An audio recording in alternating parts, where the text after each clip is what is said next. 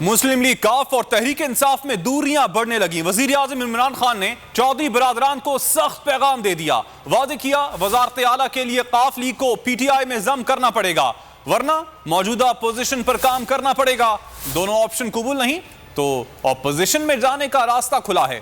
طاہر اشرفی نے چودھری برادران سے ملاقات میں ساتھ نہ چھوڑنے کی درخواست کر دی۔ وزیر اعظم آزاد کشمیر کاف لیگ کو منانے میں ناکام رہے۔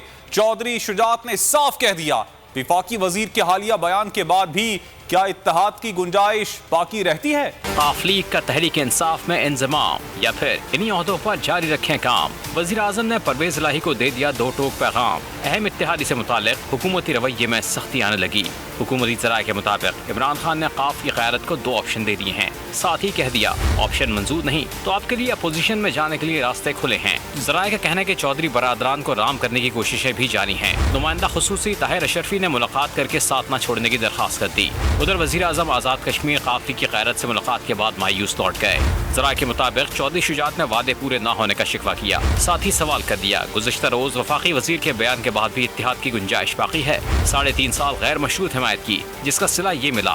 ذرائع کے مطابق مسلم لیگ کاف مستقبل سے متعلق فیصلہ پارلیمانی پارٹی اجلاس میں کرے گی۔ سبسکرائب کریں اور بیل دبائیں تاکہ کوئی خبر رہ نہ جائے۔